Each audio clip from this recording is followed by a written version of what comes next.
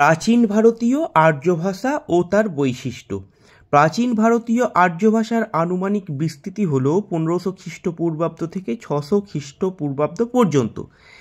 এই যুগের ভারতীয় আর্য ভাষার মূল নিদর্শন পাওয়া যায় হিন্দুদের প্রাচীনতম ধর্মগ্রন্থ বেদে।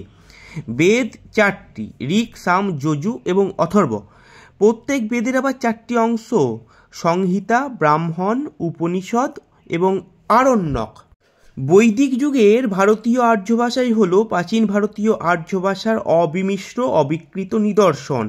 এই বৈদিক যুগের ভারতীয় আর্য ভাষার প্রধান বৈশিষ্ট্যগুলি হল: প্রথমত, ধ্বনিতাত্ত্বিক বৈশিষ্ট্য। রি, রি, লি, এ, ওই প্রভৃতি স্বরধ্বনি এবং তালব্যস্য, মূর্ধন্যস্য, দন্তস্য প্রভৃতি ব্যঞ্জন ধ্বনি বেদের পরবর্তী যুগে পরিবর্তিত হয়েছে বা লোপ পেয়েছে, কিন্তু বৈদিক ভাষায় রি, রি, লি, এ, ওই সহ সমস্ত স্বরধ্বনি এবং তালব্যস্য, মূর্ধন্যস্য, দন্তস্য সহ সমস্ত ব্যঞ্জন ধ্বনি প্রচলিত ছিল। দ্বিতীয়ত, স্বরাঘাতের স্থান পরিবর্তনের ফলে শব্দের অন্তর্গত স্বরধ্বনি বিশেষ ক্রম অনুসারে গুণগত পরিবর্তন হতো। স্বরধ্বনির এই পরিবর্তনের 3টি ক্রম ছিল: গুণ, বৃদ্ধি এবং সম্প্রসারণ।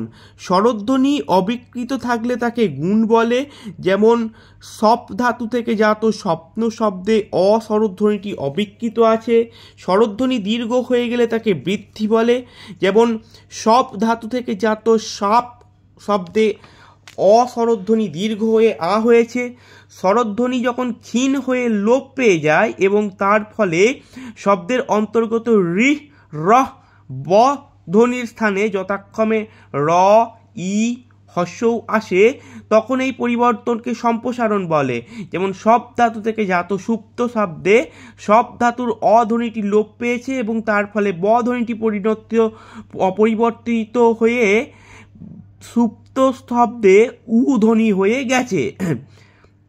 তৃতীয়ত, সন্নিহিত দুটি ধ্বনির মধ্যে যেখানে সন্ধি সম্ভব সেখানে সন্ধি প্রায় সর্বক্ষেত্রেই অপরিহার্য ছিল।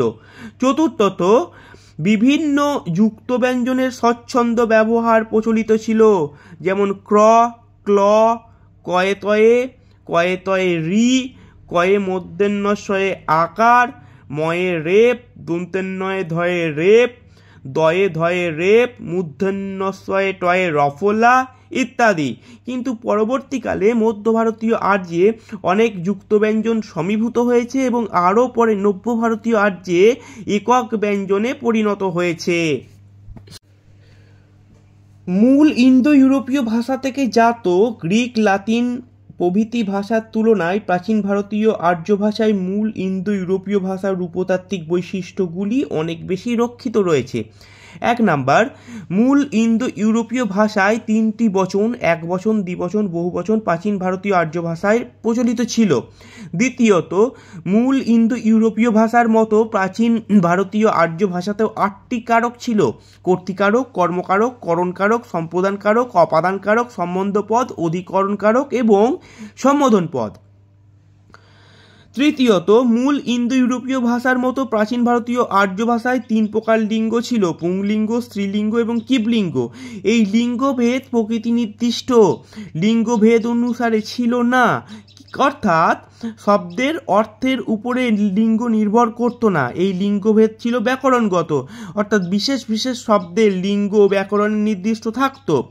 শব্দরূপের চেয়ে ক্রিয়ারূপে বৈচিত্র্য প্রাচীন ভারতীয় আর্য ভাষায় অনেক বেশি ছিল।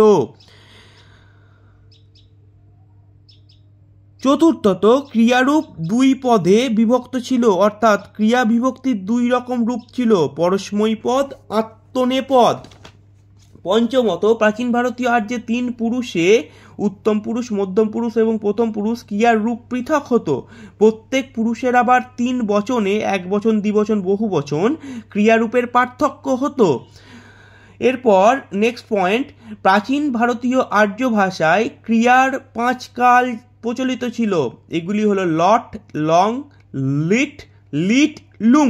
এগুলির মধ্যে 3টি লং, লুং, লিট ছিল অতীতকালেরই প্রকারভেদ।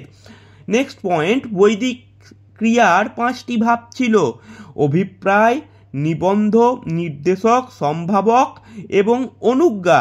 ক্লাসিক্যাল সংস্কৃতে প্রথম দুটি অর্থাৎ অভিপ্রায় ও নিবন্ধ প্রচলিত ছিল। নেক্সট পয়েন্ট, বৈদিক ধাতুর সঙ্গে তা, তয়া ইত্যাদি প্রত্যয় যোগ করে বহু অসমাপিকা ক্রিয়া রচনা করা হতো। নেক্সট পয়েন্ট, বৈদিক ভাষায় ধাতুর সঙ্গে সত্রী, সানচ প্রভৃতি প্রত্যয় যোগ করে বহু বিচিত্র ক্রিয়াজাত বিশেষণ সৃষ্টি করা হতো। নেক্সট পয়েন্ট, প্রত্যয় যোগে প্রচুর নতুন শব্দ গঠনে প্রাচীন ভারতীয় আর্য ভাষা অদ্বিতীয়। প্রত্যয় দু রকমের ছিল, কৃৎ প্রত্যয় এবং তদ্ধিত প্রত্যয়। ধ্বনিতাত্ত্বিক বৈশিষ্ট্য, রূপতাত্ত্বিক বৈশিষ্ট্য, সর্বোপরি আমরা আলোচনা করব বাক্য গঠনগত বৈশিষ্ট্য নিয়ে। প্রাচীন ভারতীয় আর্য ভাষায় কর্তা, কর্ম প্রভৃতি কারকের ও ক্রিয়ার বিভিন্ন রূপের বিভক্তি চিহ্ন সুনির্দিষ্ট ছিল বলে বাক্যের মধ্যে সেগুলি সেখানেই বসুক কর্তা, কর্ম, ক্রিয়া প্রভৃতি সহজেই চিহ্নে নেওয়া যেত। ফলে বাক্যের অন্তর্গত পদগুলির অবস্থান উল্টে পাল্টে দিলেও তাতে বাক্যের অর্থ বিপর্যয় হতো না। এই জন্য অনেকে বলেছেন বাক্যের পদবিন্যাস নির্দিষ্ট নিয়মের অনাবশ্যকতা প্রাচীন ভারতীয় আর্য ভাষার একটি বৈশিষ্ট্য। কিন্তু এ বিষয়ে কোনো দুর্লঙ্ঘ নিয়মের আবশ্যকতা না থাকলেও বাক্যে পদবিন্যাসের কয়েকটি প্রথাসিদ্ধ বিধিবিধান অবশ্যই ছিল। বিশেষজ্ঞরা বৈদিক ভাষার পদবিন্যাসের নিয়মাবলী সূত্রবদ্ধও করেছেন এবং বৈদিক ভাষার বাক্য গঠনের মূল সাধারণ সূত্রটি যা নির্দেশ করেছেন নব্য ভারতীয় আর্য ভাষায় মোটামুটিভাবে তারই উত্তরাধিকার বর্তেছে। The general rule is that the subject begins the sentence and the verb ends it, the remaining members coming between.